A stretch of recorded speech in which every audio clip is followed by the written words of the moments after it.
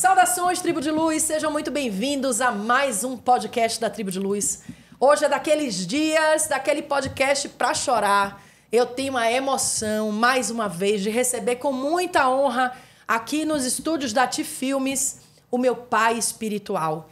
Um homem que dedicou a vida inteira a levantar o nome da Umbanda. Diversos marcos que existem hoje, que você conhece como o Dia da Umbanda, como a Iemanjá na praia, como o Santuário Nacional da Umbanda, tiveram a participação atuante dessa coroa linda, desse filho de Xangô e Iansã, que fez história e que faz história, que transformou o nome da Umbanda no Brasil para o mundo e que hoje é um dos grandes ícones da Umbanda. É com muita honra que eu recebo e me emociono sempre, Babalaô Ronaldo Linares, sua bênção, meu pai. Seja muito bem-vindo. Seja Oxalá quem abençoe a você e a todos nós, filho. Ele que é todo poder e bondade, né? E tem uma honra aqui de receber, junto com o pai Ronaldo, o João Rodolfo Linares. Bem-vindo, sua bênção, querido. Seja muito bem-vindo. Deus abençoe a todos. Estou muito honrada de receber aqui. Muito obrigado. Estou muito honrada de receber o João e o pai Ronaldo. E hoje, pai, a gente quer ouvir do senhor os ensinamentos que a gente não tem oportunidade de, na modernidade, saber. O senhor fala muito para nós da macumba. Hoje se fala da macumba. Ah, eu sou macumbeiro, eu vou fazer macumba, né? E aí a pergunta é, o que é macumba, pai? A macumba passou a ser sinônimo de coisa ruim. A macumba passou a ser motivo até de ofender as pessoas. Fulano é macumbeiro, compreende? Certo? Agora fica a pergunta que eu faço, né? Quem de todas essas pessoas que usam o nome da macumba já viu uma macumba? Pois é, eu pai. Posso assegurar a vocês, querida, que nem 5%, nem 5% já viram que de é uma macumba. Todos aqueles que praticam o culto afro-brasileiro já tiveram oportunidade de ver uma única macumba. Então, para matar essa curiosidade do nosso povo, da nossa gente, eu trouxe para vocês uma macumba. Meu Deus, ele trouxe uma macumba. Segura que ele vai mostrar. Até o final do programa, ele vai mostrar uma macumba real. Ele trouxe uma macumba física aqui para vocês verem. E aí, pai? Bom, inclusive uma macumba madura, compreende? Madura? Não, uma macumba qualquer, não é uma macumba... Antiga? Tradicional? De raiz, uma macumba de raiz. Fiquem conosco no nosso podcast e vocês vão ficar sabendo quem é ela. Sempre falada e totalmente desconhecida. Muito bem, pai. A senhora Macumba. E para você que é do axé, conheça a loja ZP7 Artigos Religiosos, no bairro de Santa Maria, em São Caetano do Sul. Lá tem tudo o que você precisa para realizar os seus rituais religiosos. E olha, eles entregam para todo o Brasil. Então siga aqui o Instagram deles, aqui tem também o WhatsApp, que você pode fazer os seus pedidos. E aí, pai, hoje a gente tem associado o termo macumba aos ebós, né? Que é uma coisa muito... que as pessoas chamam. Ah, vê um ebó ali, um trabalho, né? Um entrega, uma oferenda e chama de macumba. E eu pergunto para o senhor, como era isso antigamente? Veja bem, gente... Quando você lê Arthur Ramos, quando você vê os grandes clássicos que falam do povo negro, compreende, do povo da escravidão, a gente sempre encontra essa referência. Os macumbeiros sempre lhes fazem menção. Em Salvador, você que é baianinha, em Salvador também há essa expressão macumba para toda e qualquer prática religiosa do povo negro. Sim. Certo? Mas, na verdade, a macumba é bastante específica, compreende? Ela não é utilizada desta forma. Há até macumbeiros que tinham macumba só para determinado trabalho, só para determinado orixá. Entendemos o seguinte: Exu Exu, na cultura afro, não é nada mais, nada menos que um orixá negativo, certo? Mas um orixá, certo? Alguém a quem os negros se agarravam quando se sentiam ameaçados, quando se sentiam prejudicados, compreende? Certo? Mas o culto à macumba, o culto com a macumba se espalhou na periferia das grandes cidades onde os negros se abrigaram após a libertação. A grande maioria dos negros, a libertação não teve de imediato. Para aquele negro grande, a liberdade é inerente, o ser humano sempre briga pela liberdade. Sim. E é claro que o povo negro também. Mas veja bem, de que adianta dar a liberdade se o indivíduo não tem alternativas? A grande maioria dos escravos permaneceram onde estava, trabalhando como homens livres, com salários irrisórios, compreende, certo? Mas porque não tinha para onde ir, compreende, certo? Agora, os que demandaram, na esperança de voltar para a África, quem era africano, na esperança de voltar para a terra dos pais ou dos avós, aqueles que já haviam nascido aqui, compreende? Sim. Se ocuparam principalmente as cidades que tinham porto de mar. Salvador e Rio de Janeiro são exemplo disso. Sim. Você, como baiana, sabe que a Bahia é mais preta do que branca. Total. A Bahia é preta total. 87% da população da Bahia é negra, pai. Está aí. Bom, nós sempre brigamos pela igualdade. Sim. Você conhece o nosso trabalho há muito tempo. É minha filha de fé aqui, sim, do meu miocárdio, compreende? Certo?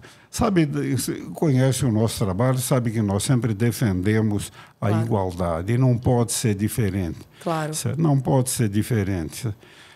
Mas a macumba difundiu entre os negros, então... A macumba se difundiu principalmente entre estes negros que ficaram próximos à cidade. Entendi. Eu vou falar principalmente daquilo que eu conheci mais de perto, Rio de Janeiro. Sim. Cidade maravilhosa. Tinha muita macumba lá, pai? Muita macumba. Muita macumba, né? Macumba. Até hoje, né? Até hoje. A periferia do Rio de Janeiro continua, apesar do Rio ter sido durante tantos anos a capital da República, a periferia do Rio de Janeiro continua como era antigamente, compreende? Muito pobre. Sim. Muito pobre. Então, quando se utilizava a macumba, os macumbeiros andavam sempre num grupo. Um deles trazia uma peça, era uma peça de ferro, com uma ponta, certo? Que era onde ia abrigar a macumba. E o outro trazia a macumba. E o que é a macumba, pai? Calma. Que o povo quer saber o que é macumba. A macumba era transportada, eles procuravam sempre uma encruzilhada de terra. Certo. Havia vários tabus envolvendo a macumba. Uma macumba devidamente preparada e consagrada a um determinado entidade, no caso, a um determinado Exu, não se consagravam macumbas a orixá nenhum, só a Exu. Olha, não sabia disso. Não havia consagração de macumba nenhuma que não fosse para Exu.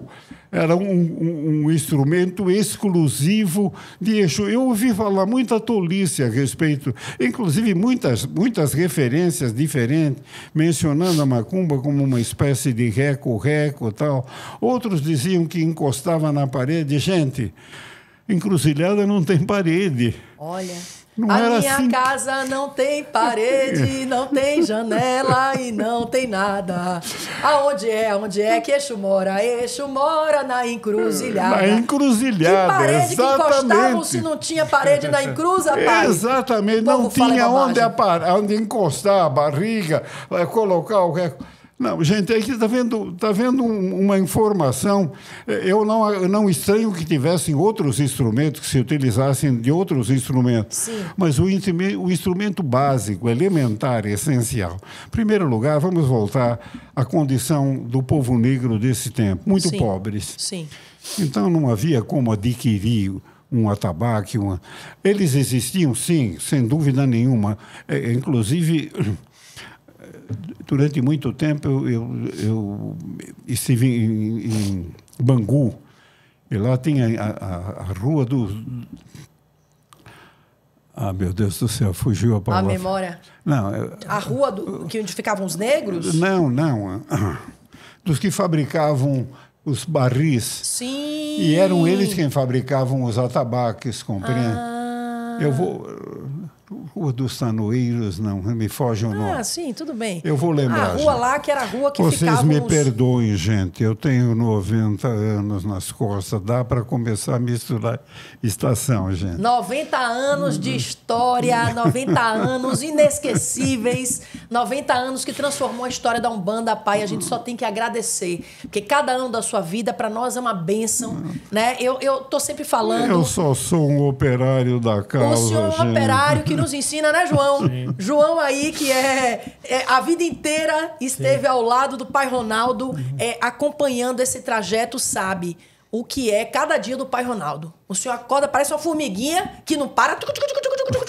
Você chega naquele santuário, tá pai Ronaldo assim. Cadê pai Ronaldo? Tá no não sei aonde. Tá em Xangô, tá não sei aonde. Lá vai pai Ronaldo pelo santuário, ele não para, né?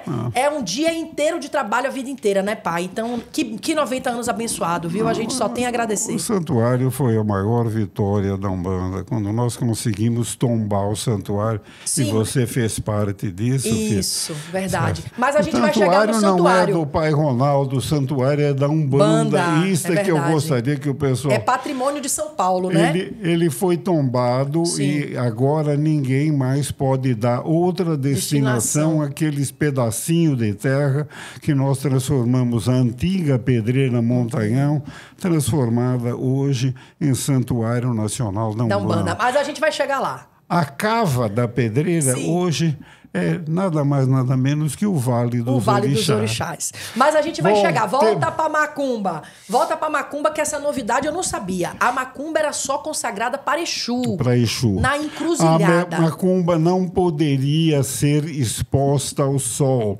nem tocada durante o dia. A Macumba era um instrumento para que só poderia ser tocado depois que o sol se pusesse, compreende? Então agora o senhor revelou. A macumba era um instrumento. Sexta-feira, meia-noite. Vou botar na encruzilhada um feitiço para você. Já comprei um galo preto, 7 velas, um amuleto, mais 1 litro de dendê.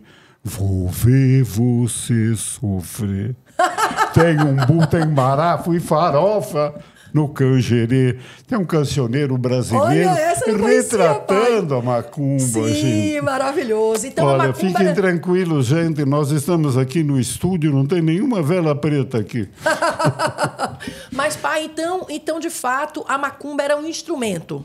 Um instrumento musical. Com esse instrumento musical, que é simples, sim, é singelo, é um pedaço de bambu, que o pessoal chama aqui de bambu Brasil, aquele bambu bem grosso, sim, compreende, certo? Uma cabaça, sim, e o couro de um cabrito. Também me informaram que o cabrito não queria de jeito nenhum participar, compreende? Mas foi convocado na marra. Esse instrumento simples, sim, era levado até o local por um dos macumbeiros. Um outro macumbeiro levava uma estrutura de ferro, que eu comecei a mencionar. Uma estrutura de ferro que era um círculo um pouquinho mais largo que o bambu, compreende? Certo? E que tinha uma ponta. Essa ponta era fincada nessa encruzilhada de terra, necessariamente, compreende? Para servir de berço para a macumba. Entendi. E o senhor tem alguma macumba, pai? Existe, assim, um resquício? Onde é que a pessoa encontra uma macumba verdadeira? Eu acredito que eu sou o único proprietário. No momento, eu acredito que sou o único proprietário de uma macumba. A macumba, com tudo isso, é um instrumento muito singelo e poderia ser feito num fundo de quintal por uma pessoa habilidosa. Não era algo para se encomendar na fábrica de macumba, não existia isso. Entendi. O que nós utilizamos hoje nos terreiros é o atabaque. O nome, inclusive, vem do árabe, né?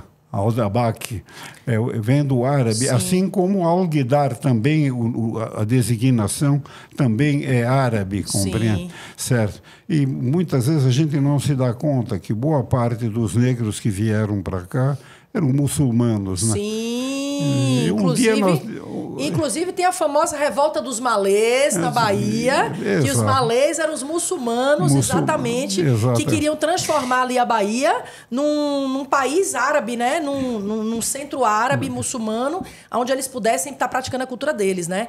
Então tem aí uma participação importante deles. E eles não aceitavam, veja bem, filha, na senzala, os negros logo se deram conta de uma coisa, certo? Os brancos que compravam escravos tinham cuidado em não comprar nunca muitos escravos de uma mesma família. Se possível, nenhum da família. Sim. Eles adquiriam sempre escravos de grupos, de famílias diferentes, se possível até de nações que tivessem hábitos e costumes diferentes, compreende? Sim. Por quê? Para que eles não se unissem, para que não houvesse uma aproximação. Perfeito. E para que houvesse sempre dentro dele alguém que dedasse o que os outros estavam fazendo. Perfeito. Para não fazer motim, não fazer complô, para que isso né? não acontecesse. Exato, sim. Certo? E muito cedo os negros descobriram para a coisa o seguinte: espera, o que é que nós temos em comum? O que é comum para todos nós aqui? Nós não pertencemos ao mesmo grupo humano. Um grupo africano tem 2 metros de altura, é magro, pula muito alto, compreende? O outro negro africano é baixinho, compreende? Complexidade grande, uma protuberância muito grande, lombar, compreende? Certo? Então, o que a gente tem em comum? A grande maioria deles não tinha em comum, não tinha nada em comum, a não ser o fato de serem negros e de serem escravos. Isso. Certo? Mas nós não queremos ser escravos, é que eu pensava o escravo daquela época, compreende? Nós temos que manter os nossos valores, a nossa religião. A igreja, e tentando torná-los todos cristãos, ensinava outras coisas. Sim. Mas eles não queriam ser cristãos, eles queriam estar fiéis à sua raça de origem, compreende?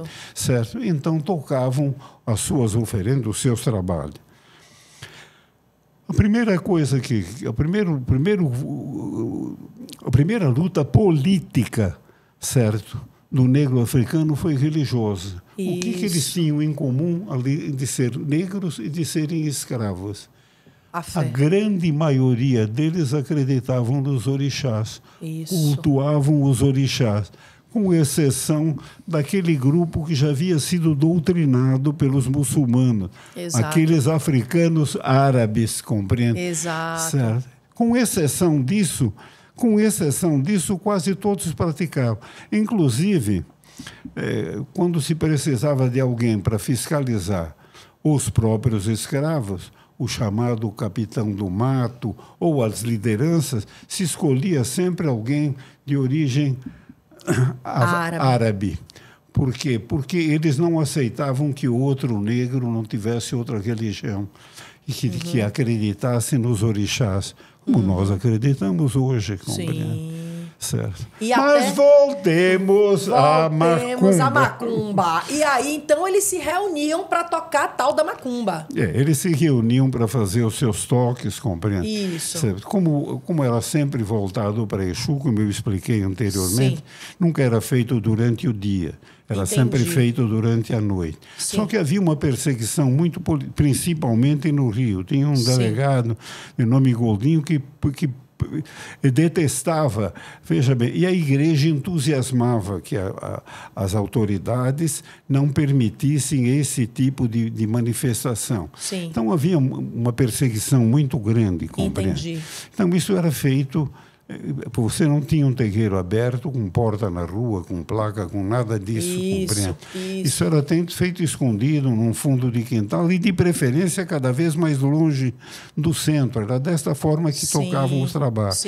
E você não entrava num terreiro de candomblé. Eu estou mencionando muito o candomblé porque até então não existia praticamente umbanda. Exato. Certo?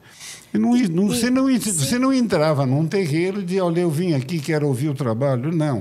Para você frequentar um trabalho, era preciso que alguém de dentro do terreiro te chamasse na surdina. Trouxesse, pedisse licença primeiro, te trouxesse pelo braço e te apresentasse para você poder apresentar o terreiro. Entendi. E você ainda ficaria sob observação durante um bom tempo. Será que eu posso confiar ou será que é um informante, né? Ou alguém será da que eu estou polícia? sendo aceito? Entendi. E aí, pai, eles se reuniam para tocar essa macumba, só que além de tocar macumba, eles faziam a oferenda para o Exu. E aí me parece que as pessoas começaram a confundir o encontro dos macumbeiros, que nada mais era do que os tocadores da macumba, não é isso? Macumbeiros, tocadores da macumba, não é isso? E aí as pessoas começam a fazer oferenda para entregar. E a oferenda começa a ser chamada pejorativamente de macumba. E aí eu queria, então... Qualquer ritmo Sim. praticado por um grupo negro, qualquer ritmo em que tenha atabaque já é macumba. Já é uma macumba, né? E aí, quando a gente vai para a oferenda propriamente dita, hoje o senhor tem a possibilidade de ver, lá no Santuário Nacional da Umbanda, né? O João também está sempre lá vendo, a macumba que as pessoas oferecem, ou seja, os ebós. Os ebós. Os ebós. Pergunta... O senhor, quando começou a Umbanda, lá nos anos 60, 50... 1900, lá vai bolinha, né? Os ebós eram com os mesmos elementos que se usa hoje ou o senhor acha que mudou isso com o tempo? Veja bem, os ebós, na sua grande maioria, os ebós sempre levavam menga, sangue. Certo. Naquela época. Quase sempre os ebós levavam menga. Isso é uma coisa que, à medida que a Umbanda passou a fazer parte dos cultos afro, vem paulatinamente deixando de existir, vem se apagando, compreende? Entendi. Ainda há, eu não menso. No Santuário Nacional da Umbanda, nós não permitimos nem que se façam sacrifícios animais, nem que se entreguem animais mortos fora. A gente tem que tomar uma atitude, certo? Mesmo porque aquilo é frequentado por centenas de pessoas que não entenderiam o porquê daquilo, certo? Isso. Nós somos contrários aos sacrifícios animais na Umbanda. Agora, devo deixar bem claro uma coisa. É a doutrina da Umbanda, não é a doutrina do candomblé. Perfeito. E no candomblé, mantendo a tradição, certo? Os sacrifícios animais, a menga, é uma constante. Isso. Eu peço às pessoas que de candomblé podem frequentar o santuário, tudo mais, mas não me tragam sacrifícios animais. Isso. Certo? Até porque tem todo um fundamento, né, pai? Sim. Na verdade, a imolação de animais tem um propósito, não só através do rito, mas também de até alimentar a comunidade, exatamente, né? Isso. João quer falar um pouco mais sobre isso, João? João sabe do dia a dia, né? Sim, que as pessoas às vezes querem fazer um sacrifício lá e não entendem isso, que o espaço é de preservação. Exato. Explica um pouco isso, João. Eu queria dizer o seguinte, né? Muitas pessoas não entendem o porquê do sacrifício, por desconhecimento mesmo, não é por outro motivo, né? Então, às vezes fazem o sacrifício, acho que entregar o animal morto, e não é, o que você falou é realidade. Existe todo um fundamento por trás disso para que essa entrega, para que essa imolação do animal tenha uma destinação correta, certo? Exato. Você não pode simplesmente matar e abandonar ali. Não é esse a finalidade, não é essa. Então, essa prática é executada dentro da sua roça, da sua casa, exatamente, né? E tem um objetivo específico, que é de alimentar, né? de que esse animal não seja morto em vão, que esse animal, o fruto desse animal seja destinado à alimentação das pessoas, né? É um destino muito mais nobre para aquilo que se faz, né? Isso, exatamente, né, pai? Uma coisa a destacar nas oferendas que haviam no passado, além dos pratos preparados, da característica sempre presente do dendê, das farinhas, tudo. Além disso, uma coisa que eram as velas, mas uma curiosidade, as velas todas eram brancas. Não havia vela de cores no começo do século passado. Olha, gente, que notícia incrível. Vocês sabiam disso? Que vela colorida é novidade. Antigamente era só branca, pai. Eram só velas brancas. Compreendo. Não tinha nem preta. Vela preta não tinha. Não havia esse tipo de coisa. A gente não encontrava normalmente. Podia aparecer alguma que alguém especificamente fez. Mas não era. Outra coisa muito importante. interessante. A bebida sempre fez parte da oferenda. Sim. Mas que bebida que se ofertava? Hoje eu vejo oferendas ricas feitas dentro da Umbanda para a mesma entidade, para Exu, compreende? Porque nós passamos a tratar eles como velhos amigos à medida que eles nos assistem e Sim. nos atendem nos nossos pedidos. Sim.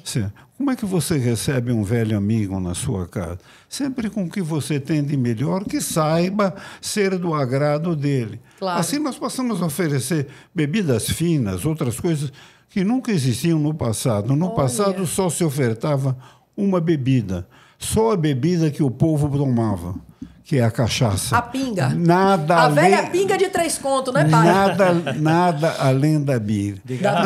Faziam-se os toques, cantavam-se os pontos, compreende?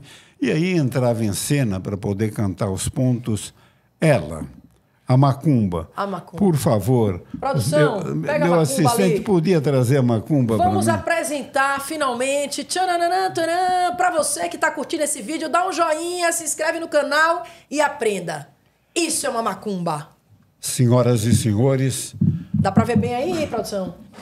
A Federação Umbandista do Grande ABC, o Santuário Nacional da Umbanda, tem o grato prazer de mostrar para vocês ela, a sempre mencionada e nunca vista.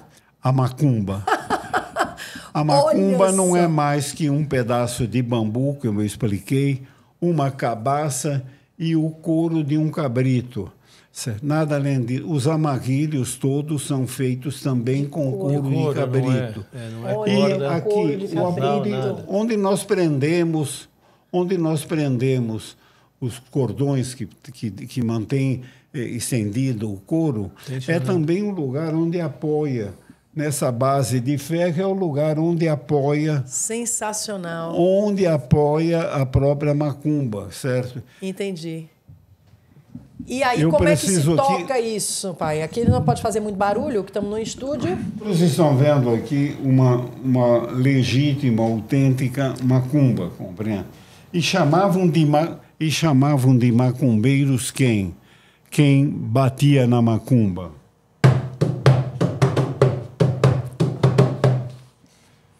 Agora eu matei a curiosidade de vocês, gente. Isso. Está aí a macumba fazendo companhia para nós, inocente, ela não faz mal nenhum. A destinação que nós damos aos trabalhos de macumba é o grupo com os objetivos que ele tem. Mas eu queria que cada um de vocês, repetissem comigo. Deem as mãos. Deem as mãos. Um ritual macumbístico aqui agora com o pai Ronaldo Linares. Atenção. Nós apresentamos a macumba porque a macumba é sempre falada e totalmente desconhecida. A macumba não é um alguidar com uma galinha preta, um ponteiro enfiado, não é nada disso. A macumba é um instrumento musical destinado a determinado culto. E o Exu não é o diabo que os padres ensinam. Na falta de alguém, na falta de alguma coisa mais consistente, os padres passaram a ensinar que o Exu era o diabo. E muita gente acreditou nisso. Não, ele é um orixá como todos os outros, com características totalmente diferentes. Um orixá muito esperto. Sim. Então, eu estou dando a mão para... E queria que vocês repetissem para mim, gente. A Umbanda é o bem. A Umbanda é o bem. E não faz o mal para ninguém. E não faz o mal para ninguém. Conhecimento não quer dizer que se faça o mal, quer dizer que nós conhecemos a história do negro brasileiro, a história dos seus instrumentos, a história da sua luta, dos seus sofrimentos, e nós brigamos pelo bem, nós queremos a igualdade, nós queremos a igualdade de direitos, a igualdade de oportunidade, a igualdade de acesso à cultura. Isso. É tudo que nós brigamos, tudo que nós fazemos é isso, é defender eu não entendo, nesta altura de 2025, que nós tenhamos aqui o branco, o negro, o japonês, o asiático. Não. Nasceu aqui, está conosco, vive a nossa vida. São brasileiros, gente, muito mais que qualquer outra diferença. Isso aí, pai. A Umbanda é o bem. e não faz o mal para ninguém. Aprendido, pai. É sobre isso. É sobre a gente entender o respeito e a diversidade da nossa religião. A gente entender que existem muitas formas de você fazer o seu culto, a sua religião. Mas Umbanda, necessariamente, é o bem, né, pai? É o bem. Isso tem que ficar claro, porque as pessoas... Veja, pai, nessa história da macumba, do ebó, do macumbeiro, se mistura tudo. Nós tocamos aqui num ponto que ninguém gosta de falar. Exato. Mas é para trazer a luz a isso. Exato. Nós não fazemos parte de uma tribo de luz, então vamos iluminar esse assunto. Isso, exatamente. Então vamos iluminar esse assunto, porque... Às vezes a pessoa diz assim, eu tenho vergonha de dizer que sou umbandista porque me associam com maldade, com coisa do mal, né? Então, na verdade... A Umbanda é o bem e não faz o mal para ninguém. É isso. Se você estiver assistindo o meu podcast, dê a mão vocês, a família, o terreiro, quem estiver assistindo, deem-se as mãos e repitam comigo em voz alta. A Umbanda é o bem e não faz o mal a ninguém. É isso. É importante deixar claro, né? E aí, voltando à história do ebó, pai. Voltando à história do ebó, o senhor falou que antigamente só entregava a cachaça, a pinga. Hoje, as pessoas colocam uísque, que mais? Sei lá, um bocado de bebida cara. Pergunta, o senhor acha necessário... O senhor acha que Exu vai ficar mais grato se ganhar uma garrafa de uísque ou se der a pinga, tá valendo? Eu acho o seguinte, filha, veja bem. Se você sabe que alguém é mais refinado, tem um sal... E essa pessoa vem te visitar, você não vai oferecer para essa pessoa alguma coisa que seja contrária à índole dela. Entendi. Nós mudamos, o nosso status mudou. Tudo em torno da gente mudou. Entendi. Então, o que acontece? As então, pessoas tá acostumaram a tratar as entidades como se fossem velhos amigos. E os velhos amigos a gente recebe bem. Do melhor. Eu não faço nenhuma crítica a isso. Sim. Eu deixo que cada um faça, claro. E nem podia ser diferente. Sim. Vamos achar conveniente, compreende? Mas também, assim, uma pessoa, de repente, que é mais humilde e que não tem condição de comprar um uísque, também não pode achar que o Exu dela não vai se sentir agraciado se ela der uma pinga de R$3, não é isso, pai? Eu tenho certeza absoluta que entidade espiritual nenhuma vai se magoar com alguém porque não pode fazer alguma coisa que é impeditivo para ele. Ele não tem recursos para fazer. O que vale é o coração, porque né, pai? Porque a Umbanda é o bem, filho. É o bem. É o amor, eu falo principalmente, é a gente entregar aquilo que é a nossa fé, a nossa verdade, né? Aquilo que está ao alcance da pessoa, né? Aquilo que é possível dela fazer. Exato. Nada além. Eu defendo de unhas e dentes o candomblé. Minha origem foi o candomblé de Angola, de uma casa muito antiga do Rio de Janeiro. Era uma casa baiana que veio parar no Rio de Janeiro. Sim. Você que é baianinha, filha, eu fiquei tanto tempo lá dentro que eu já estava falando baianês, viu? É mesmo? Não, e o senhor não vai acreditar. Sabe o que foi que eu descobri recentemente? Meu tio, o irmão da minha mãe, mora no Rio de Janeiro há 60 anos. Ele é um dos tios mais velhos que eu tenho. E eu descobri recentemente que ele é filho de Joãozinho da Gomeia. O senhor acredita nisso? O irmão da minha mãe. Olha só, em mundo pequeno, né? Que mundo pequeno. Aí ele foi me dizer, minha sobrinha, aliás, tio José, um beijo pro senhor e a toda a comunidade da Mangueira no Rio de Janeiro, que o tio José, ele é da velha ala da Mangueira, né, da diretoria da velha guarda da Mangueira. Então, assim, um beijo ao pessoal do Rio. O tio José vira pra mim e diz, minha sobrinha, eu preciso te contar um negócio, tô sabendo que você tá envolvida aí no negócio das macumbas, dos negócios. Eu sou filho de Joãozinho da Gomeia. Eu falei, não é possível. Joãozinho da Gomeia é meu avô de santo, porque meu pai de santo é filho de Joãozinho da Gomeia. Um dia nós vamos contar para quem nos assiste e para quem nos ouve a história de Joãozinho da Gomeia. Você já pensou? Incrível. Um dia a gente tem que fazer um podcast só sobre isso, pai. E eu fiquei surpresa, né? Então você vê que a espiritualidade tem coisas, né? Sim, imagina, sim. Meu tio lá em Salvador, ele conheceu o Joãozinho da Gomeia antes de Joãozinho da Gomeia ir pro Rio. Quando ele ainda era da Rua da Gomeia. Da Rua da Gomeia, lá em Salvador. Aí depois ele foi pro Rio e continuou no terreiro de Joãozinho da Gomeia. É possível até que vocês tenham se batido lá em algum momento. Sim, em algum momento tenha Exato, cruzado, porque ele tem mais ou menos a sua idade, um pouco menos. Para quem não conhece, o terreiro mesmo de Joãozinho da Goméria é em Caxias. Caxias é um município próximo do Rio de Janeiro, compreende? Exato. Mais ou menos como o Santo André, São Bernardo, Sim. é de São Paulo, compreende? Talvez um pouquinho mais distante, não tenho mais lembrança disso, certo? E ele tinha o terreiro dele na cidade de Caxias, onde ele abrigava um mundo de gente. Inclusive, me abrigou a mim, literalmente me tirou da rua. Morou lá, né? Foi uma oportunidade e tanto que eu recebi. Incrível. Mas é o que você falou, é o astral. É o astral, conduzindo, pai. Conduzindo. As conexões espirituais é impressionante, né? A gente encontra,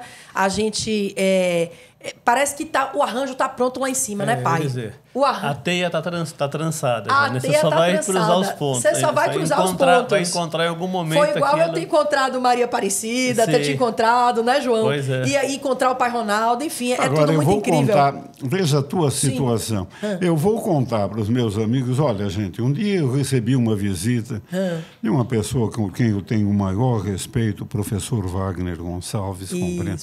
Certo? Ele sempre acompanhado dos alunos, ele sempre visita o Santuário Nacional da Umbanda. Todo ano ele traz os alunos para ele explicar o que é o santuário. Sim. E para nós temos uma oportunidade de nos interagirmos com os universitários, tá certo? Um dia ele me aparece lá e aparece uma baianinha no meio, compreende? Uma infiltrada. Eu era infiltrada, cheguei da Bahia, baixei lá na USP, bati na porta, falei, professor, me aceite. E aí ele me acolheu e me leva... E tá aí, e até hoje não saiu de lá. Não saí de lá. E pai, não sai. E não saio, pai, e não saio. Já são 10 anos que eu sou sua filha de fé. 10 anos que eu pisei no santuário. E eu tenho muito orgulho de você, filho. Pai, meu coração muito chega a dispara. Muito orgulho de você, filho. Você, dessa imensa prole que você está criando, dos meus netos na fé de Oxalá, compreende? Sim, pai. E fico muito agradecido pela oportunidade que você nos concede de falar com os irmãos, a grande maioria deles que eu nem conheço.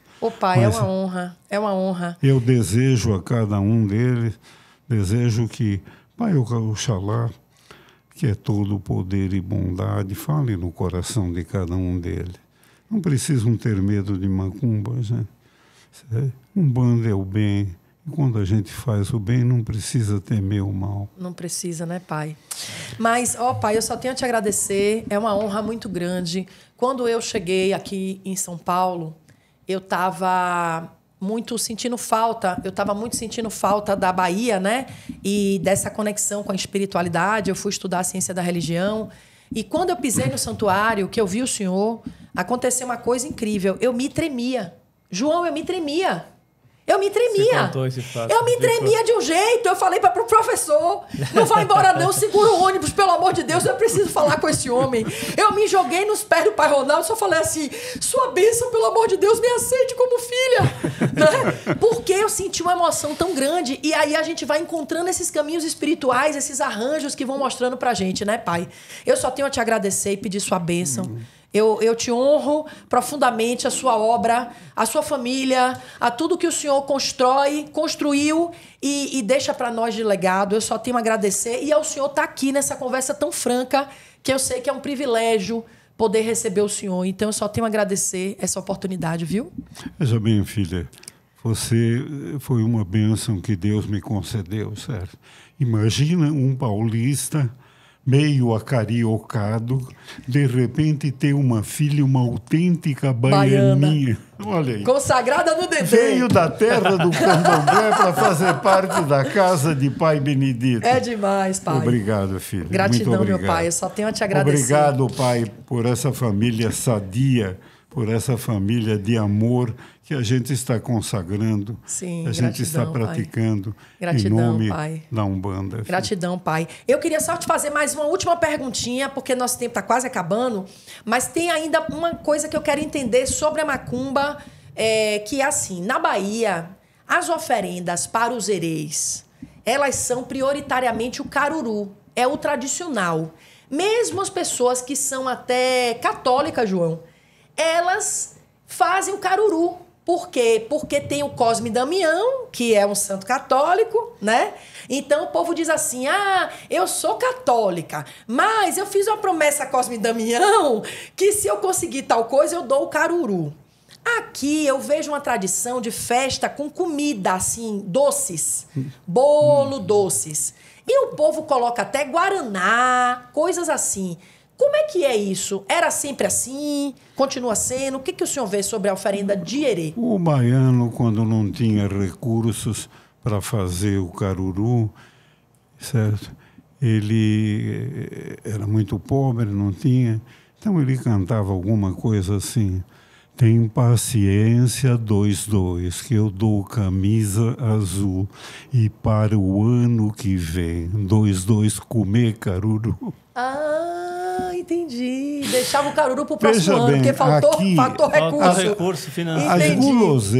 As guloseimas que se popularizaram aqui em São Paulo, sim, certo? O que criança gosta? É o que eu disse, são meus amigos. O que criança gosta? De doce. Dá doce para as crianças. Entendi. Compreende? Tá certo? Não é diferencial da comida que se dá para os adultos, das oferendas. A Umbanda tem pouco hábito de comida. Mas eu me lembro perfeitamente bem que no Rio de Janeiro, aqui nós já estamos entrando no outro orixá, mas só vou tentar compactar isso. No Rio de Janeiro, quando é festa de Cosme e Damião, na periferia do Rio, de vez em quando você encontra uma janela aberta e um pano branco na janela, uma toalha de mesa, às vezes até mesmo um lençol. E um aviso às 13 horas, às 14 horas ou às 15 horas. E a criançada zanza de uma dessas casas para outra tal. O que tem é a oferenda de Cosme e Damião. O pessoal dá para as crianças da rua. Infelizmente, esse corre, Avenida Brasil, muitas vezes nós perdemos algumas crianças desejosas de chegar logo no outro lugar para ganhar o presente. Isso é uma coisa que nasceu do povo carioca, compreende? Entendi. Então tem os dias. E tem também, além do caruru dos meninos, certo? Tem as oferendas de doce, tem os cordões em que se penduram doces, balas, pipoca, e cada garoto tem que tentar alcançar. Tem as brincadeiras, compreende? Entendi. Certo? Mas volto a repetir, isso já é de outro orixá. Entendi. Mas então, pai, quando a pessoa coloca a oferenda para Cosme e Damião, lá no santuário, por exemplo, se ela quiser dar bala doce, ela pode botar a balinha fechada ou é melhor tirar do plástico e deixar só o doce? Pode deixar como está, filha. Não há essa necessidade. Não tem problema. Pode entregar doce mesmo, o que for. Pode, perfeitamente, gente. Já que você tocou no assunto, muitas vezes as pessoas, por qualquer razão, deixam de frequentar o terreiro de Umbanda por motivos pessoais e tudo mais. Tal. Tinham algumas imagens, aí o que eu faço com a imagem? Eu levo para o santuário. Mas aí chega no Cruzeiro das Almas e quebram. Não Veja, é para quebrar. Isso é um desrespeito para com a entidade a quem... Se eu tenho uma imagem de que sempre mereceu de mim a maior atenção, o maior carinho, é um meio de eu me ligar com o orixá. Se eu tenho uma imagem dessas, por que eu vou destruir quando a minha fé mudou, quando a oportunidade... Isso é um egoísmo muito grande, compreende? Eu sou totalmente contrário. Entendi. Certo? Se você não sabe, coloca... Não sabe o que fazer com uma imagem, né? Ou tem alguém que já faleceu. As imagens geralmente têm vida curta. Nós colocamos nos diferentes terreiros. Entendi. E, olha, são quase 50 tendas que nós temos lá. Exato. Mas não façam, não cometam esse pecado. Não quebrem as imagens. De quebrar. Isso é um desrespeito. Você a vida inteira se dirigiu à imagem com respeito, como se você estivesse falando com a própria entidade. Quando no momento que você resolve mudar de vida, você destrói tudo. Não existe isso. É isso que você quer? É isso que você acha que vai fazer bem para você? Entendi. Deixa de ser mesquinho, não faça uma coisa dessa. Já. Importante, pai, você falar isso. Bom, pai, o Santuário Nacional da Umbanda hoje é um local onde as pessoas podem colocar suas oferendas, né? O João é administrador do santuário já há bastante tempo, né? Está à frente ali de todos os trabalhos. E tem a questão da federação, né? Que é a entidade mantenedora do santuário. O senhor quer contar para a gente aí? O senhor tem mais de 50 anos à frente da Federação Bandista do Grande ABC? Veja bem, filha, a Federação Bandista do Grande ABC, quando nasceu, era para ser uma federação mirim. Era para ser André, Bernardo e Caetano, os 3 municípios que constituem o ABC. Sim. Nada além disso. Havia muito pouco Umbanda, Candomblé menos ainda. Eu me lembro bem de algumas poucas tendas, mas eram pequenos os grupos, compreende? Certo? Nós precisávamos de um lugar. Eu, quando conheci o Santuário Nacional da Umbanda, não era Santuário Nacional da Umbanda. É pena, se eu soubesse que você ia perguntar, eu teria trazido uma documentação para ilustrar. Podemos combinar isso para futuro. Sim. Mas veja bem, quando eu conheci o Santuário Nacional da Umbanda, eu, como filho de Xangô, Sim. eu precisava de um local onde houvesse uma pedreira, a fim que eu pudesse entregar de vez em quando a minha gamela de madeira com os quiabos no meu amalá para Xangô. Sim. Vez por outra, 3 meses, 4 meses, certo? A gente ia na Pedreira Montanhão. Sim. E a Pedreira Montanhão nós descobrimos por puro acaso, um dos poucos frequentadores, não, Sim. lá na Vila Luzita tem uma pedreira tal. Sim. A gente tomava o ônibus, ninguém tinha automóvel, descia no largo da Vila Luzita, descia um ladeirão tremendo, mais de 2 quilômetros de descida, compreende? Sim. Chegava no Parque do Pedroso, contornava o lago, ia sair na estrada do Montanhão, andava mais 300 metros à esquerda e tinha a pedreira. Uhum. A gente dava um toco. Uhum. A gente dava um toco para o porteiro e ele só no domingo, porque de segunda a sábado a pedreira funcionava ininterruptamente. Estava em atividade. Então nós chegávamos, dávamos uma pequena gratificação para o porteiro, ele deixava a gente entrar e informava: estão furando do lado direito. Eu entregava o meu amalá do lado esquerdo. Não, estão furando do lado esquerdo. Furando para colocar dinamite. Sim. Eu entregava do lado direito. Demorou algum tempo para mim descobrir que havia uma cachoeira lá, porque eu percebi que algumas outras pessoas que iam como nós, Sim. mas diferentes, porque eles iam todos de branco, e nós íamos com a indumentária do candomblé, com a característica de cada nação, né? Sim. Eu percebia que eles iam secos e voltavam molhados, né? De onde que está saindo essa água? Espera aí, eu comecei a indagar do pessoal. Eles nos olhavam com uma certa desconfiança. O que esse pessoal faz, né? Sim. Eles percutiam os atabaques, quando tinham atabaques, nem todos, com as mãos. A gente percutia com o aguidave, com as varas, compreende?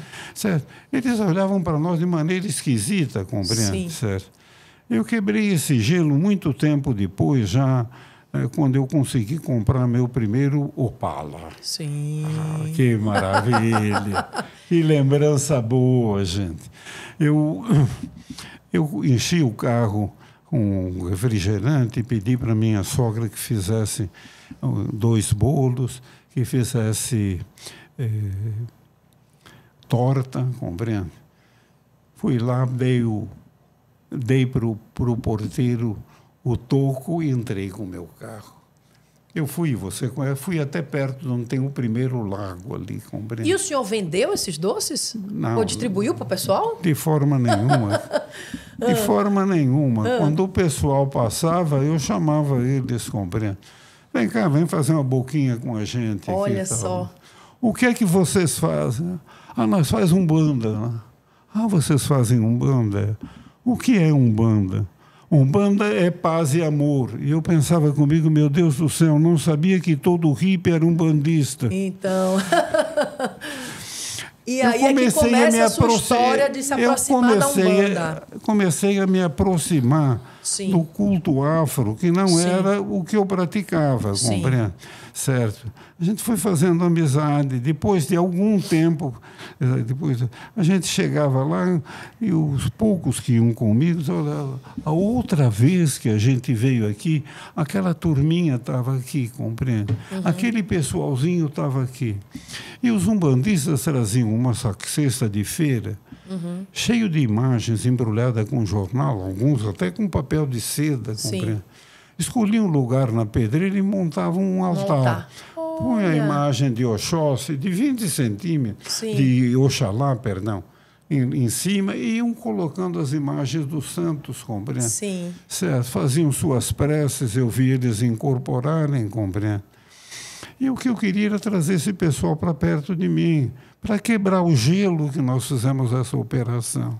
Olha só, quer dizer, o senhor começa a sua história já como um grande articulador, uma pessoa que movimenta a gente, que vibra, que vai, que conecta, né? E se passaram mais de 50 anos que tudo isso aconteceu, 60 já, né? 60 anos da história do santuário. Hoje, como o senhor falou no começo do podcast, o senhor já está para fazer 90 anos. E o senhor vai se aposentar de verdade, pai? Não, eu não pretendo me aposentar de verdade. Mas a gente tem que dividir as responsabilidades. Boa, pai. Certo. Eu pedi ao meu filho, João Rodolfo, já há algum tempo, eu pedi a ele que se preparasse para ir me substituindo. Ele me acompanhou em tudo. E quando nós não tínhamos um grupo, eu também não tinha como deixá-lo sozinho. Ele assistiu todas as obrigações que eu dei, as primeiras obrigações. Bom, então tem eu foto, posso... ele e Maria novinha cambonando, né? Coisa bem antiga mesmo. Eu acompanhei o passo a passo dele, o romance com a Maria. Eu queria que você visse como foi bonitinho o convite de casamento que eu fiz para ele. Olha só. Lembrando uma história infantil, Joãozinho e Mariazinha vão se casar. Olha só. Lembrando a história infantil do Joãozinho e Mariazinha. Que engraçado Joãozinho, que é João e Maria mesmo, né? E contam tantas histórias do João e Maria. Graças a Deus eu tenho neles um casal muito feliz e que me dão todo o apoio. Que bom, pai. E a eles eu confio todo o trabalho da minha vida. Eu deixei rádio, deixei televisão, deixei tudo para fazer alguma coisa não por mim. Pela Umbanda, pela causa. Tive inúmeros convites nesse meio tempo. Ele, inclusive, conviveu com alguns dos que me fizeram convites, para que eu abraçasse a política. Né? Certo? A partir do momento que eu me candidatasse a qualquer coisa, todo o trabalho que a gente já tinha feito estava no chão. Ele só fez isso porque ele queria. E ganhar. Exato. Boa, pai. A integridade do seu propósito, né? Foi isso que eu fiz nesse tempo todo. Sim. Isso é muito legal. Vamos encerrar, então? Fala, João. Não. Não, é que eu pensei que você ia perguntar alguma coisa. Não, só tenho a agradecer a confiança, certo? Vamos procurar honrar esse trabalho aí, como eu tenho feito ao longo desses anos aí. E honrar o trabalho dele, né? Acho que é um trabalho de uma vida, né? Não é uma coisa feita de um dia para o outro. E receber essa responsabilidade, né? Não é uma carga fácil, né? Então não a gente tem João, que realmente eu imagino. Estar pronto para poder dar sequência a esse trabalho aí e espero fazê-lo à altura, né? Com certeza. João esteve aqui conosco, dando uma entrevista, contando a história do Santuário Nacional da Umbanda. Se você não viu, dê uma olhada. Eu vou deixar aqui no card esse vídeo, né? Onde o João já deu uma entrevista pra gente falando do santuário. Então, de fato, assim, quem frequenta o santuário sabe o quanto o João está à frente a todo tempo, né? Já que pode muita gente dizer, não conheço o João. Não conhece porque não foi fuçar, né? Porque o João, assim, de longas datas. Então, assim, é ele que está à frente lá na administração do santuário já há muitos anos, né, João?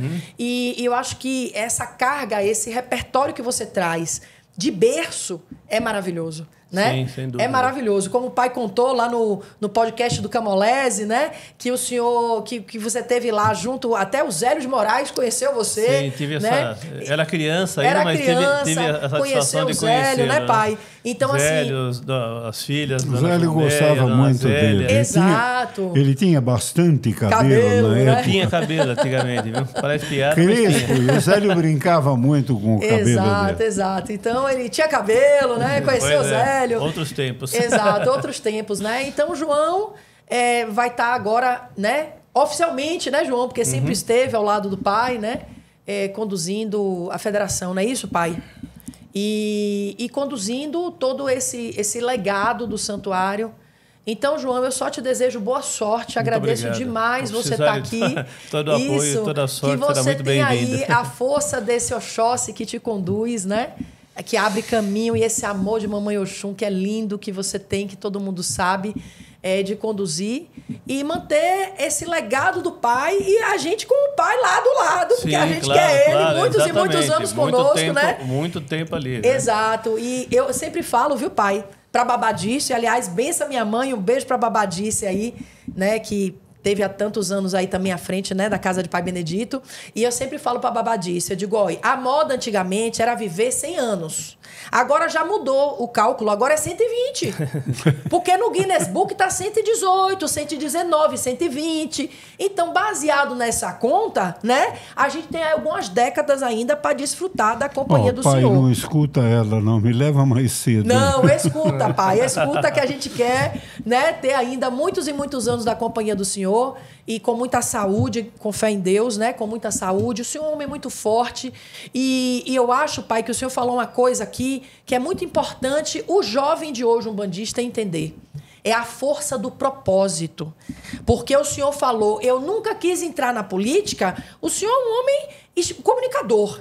Nato, né? Não, veja fez bem, rádio, uma série de coisas. Não tenho rádio, nada televisão. contra um bandista que entre na política. Não, Beleza. pelo contrário, eu acho que nós devemos estar representados em tudo, em todas as casas do Congresso, em todos os municípios, certo? Eu quero deixar bem claro o seguinte, o pai Ronaldo se recusou terminantemente, porque naquele momento o que importava era a causa, a Umbanda. A Umbanda. Então, eu acho que é sobre isso. Eu acho que é esse o seu legado. Eu acho que maior do que o legado físico que o senhor construiu, né? Do santuário, o legado da Casa de Pai Benedito, junto com a Babadice, todos esses anos. Eu acho que o maior legado que o senhor deixa e é o que eu digo, é por isso que eu me orgulho tanto de ser sua filha, pai. É a firmeza de propósito.